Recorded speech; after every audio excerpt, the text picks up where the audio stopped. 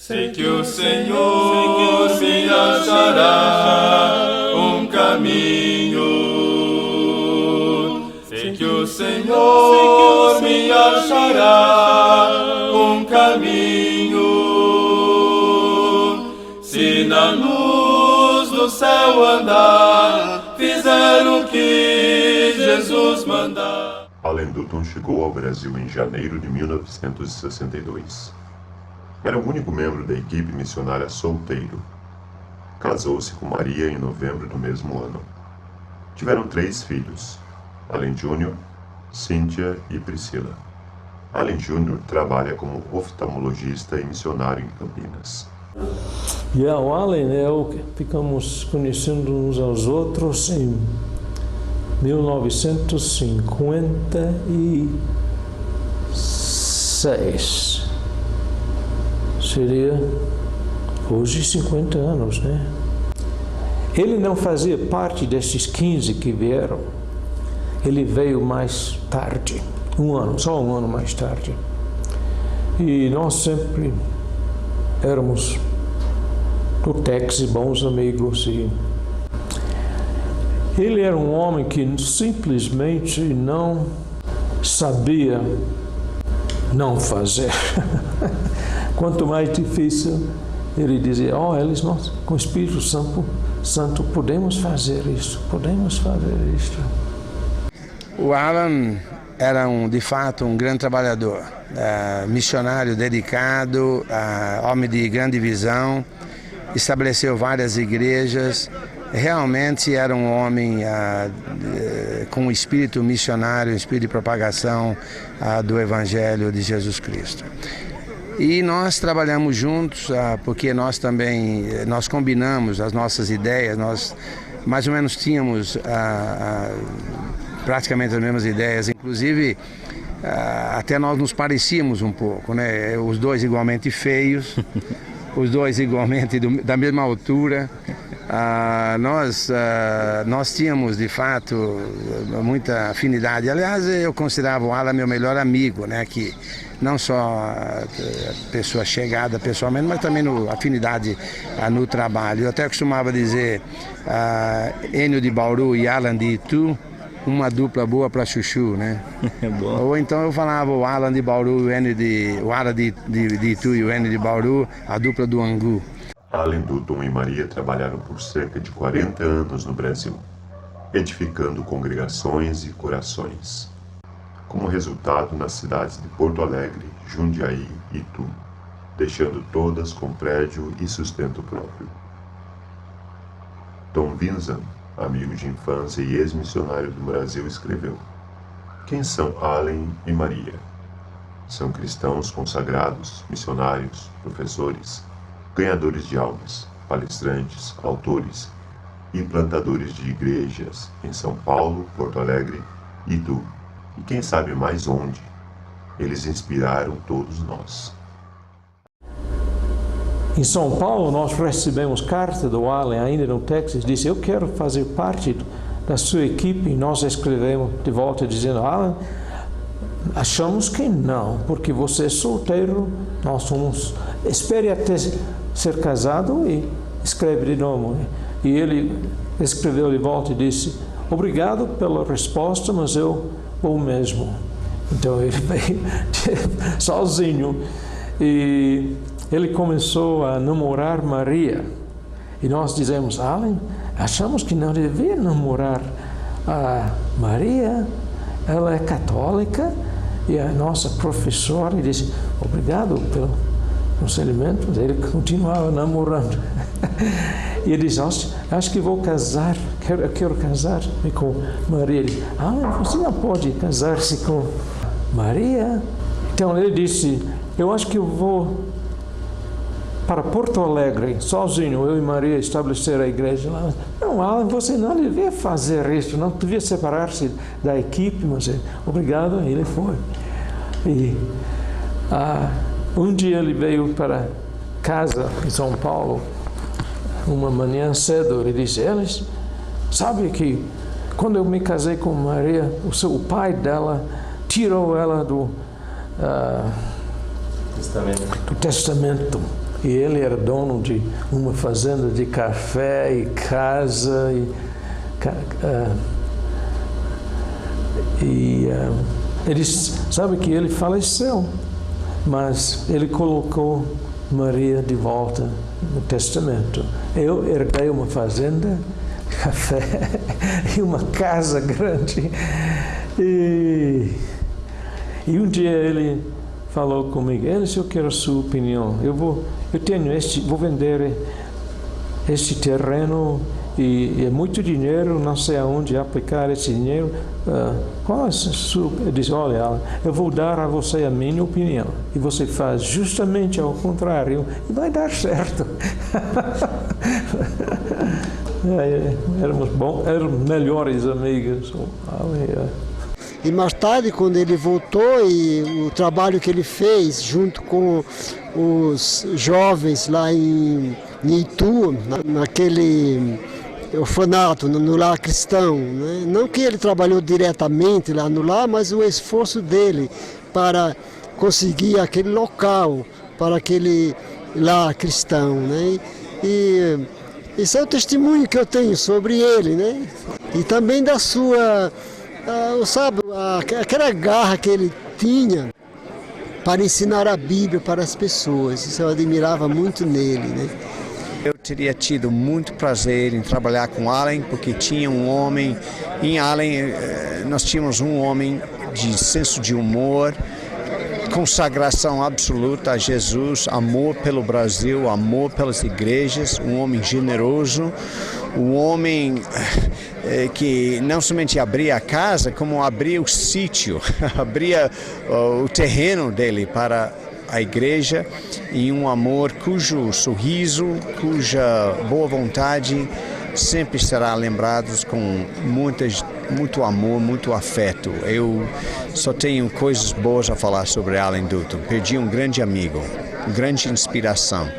Bem, o Alan era uma pessoa engraçada.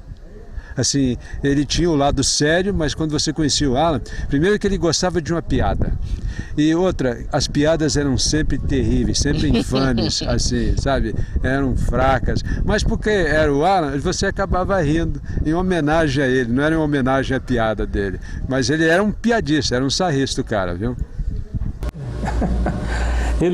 Eu estava em Manaus com os irmãos pregando lá, e uma noite ele chegou de Itu, de São Paulo. Eles amanhã às 8 horas nós temos que estar em Brasília.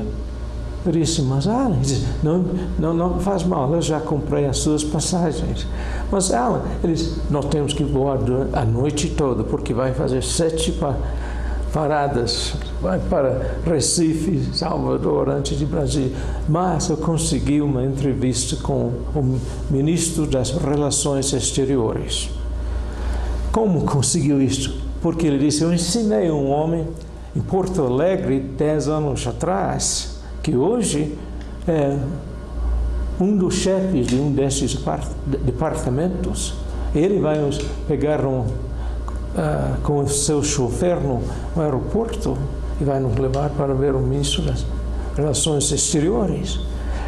E quando chegamos para falar com o ministro de Relações Exteriores, havia uma fila,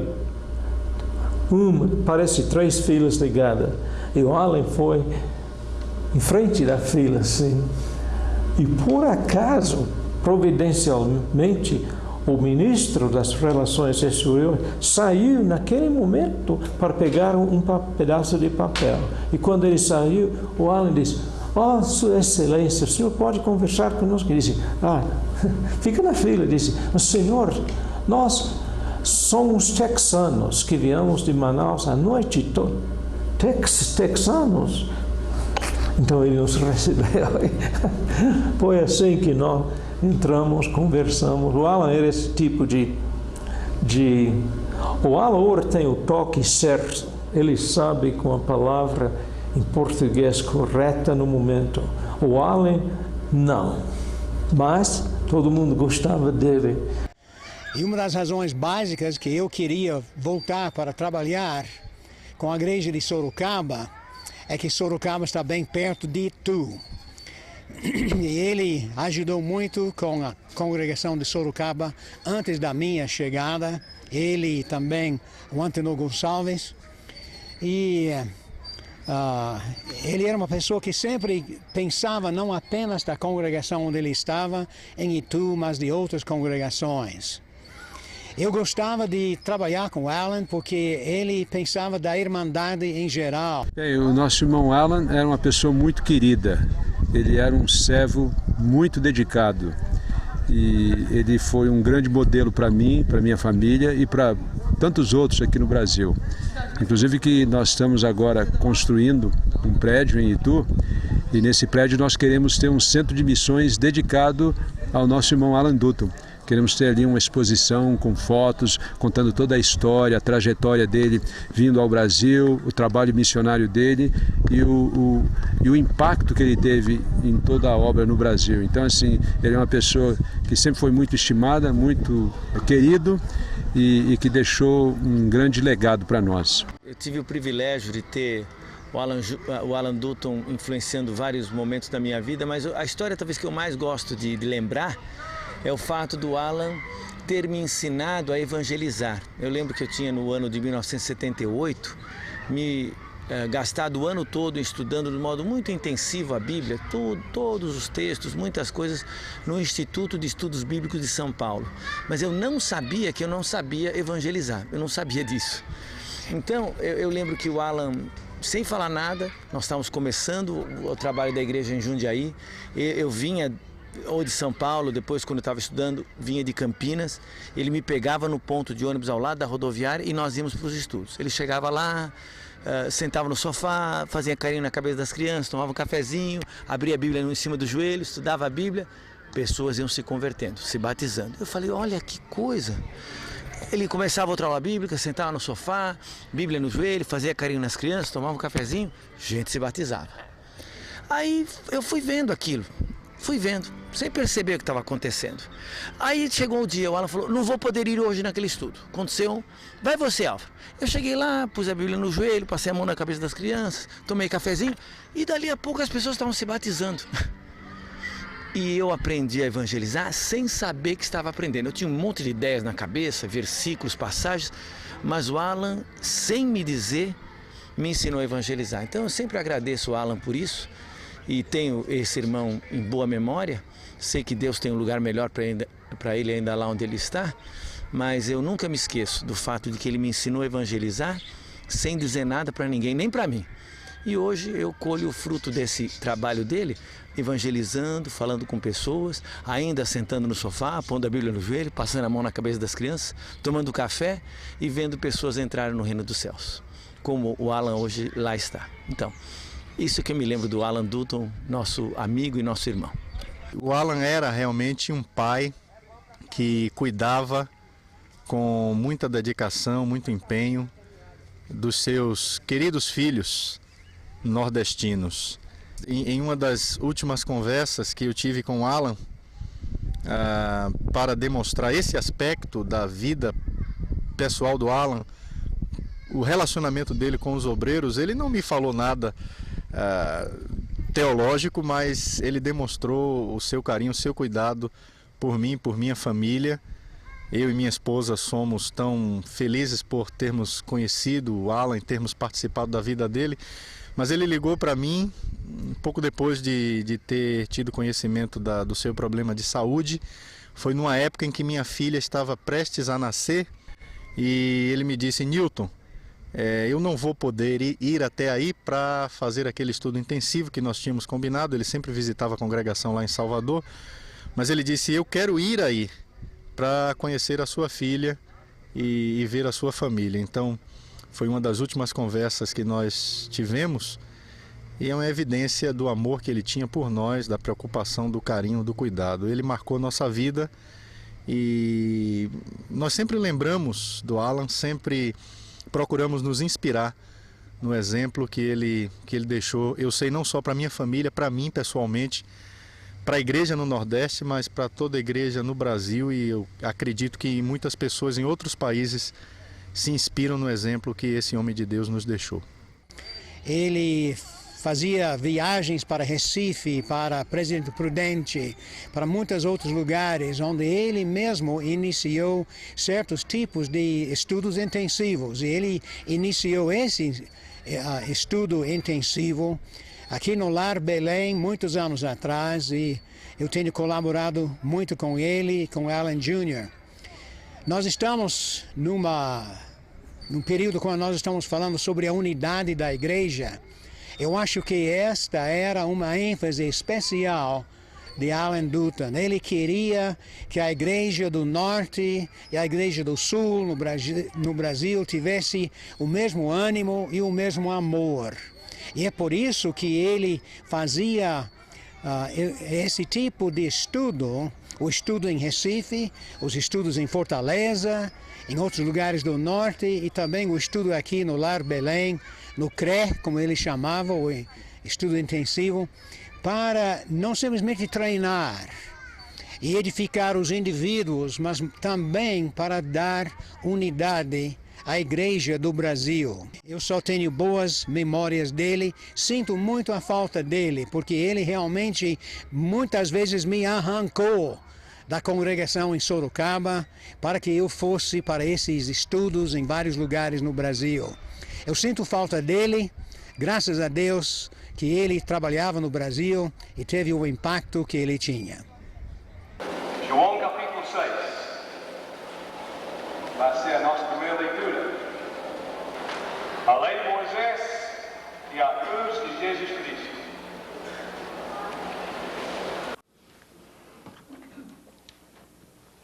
No Cabo Kennedy, às 7h51 de manhã, no dia 21 de dezembro de 1900, no dia 21 de dezembro,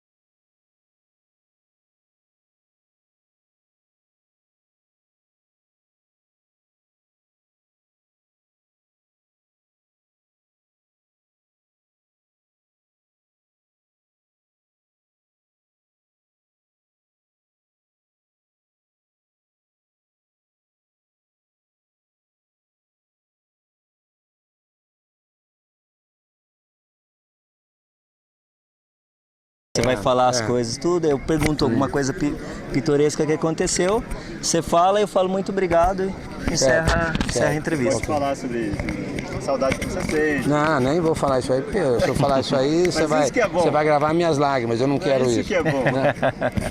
Mas nós combinávamos, eu fazia essa parte, ele fazia outra parte. Então o pacote ficava bom por isso. Você não tá gravando isso não, né? Por quê? Não, aí ele trabalha ele pegaria com as duas mãos, porque de fato é aquilo que nós queríamos fazer. Que bom. Ele é excelente. O Alan é gente fina. Meu amigo. Obrigado, viu? Vamos comer? Vamos lá. Vamos lá.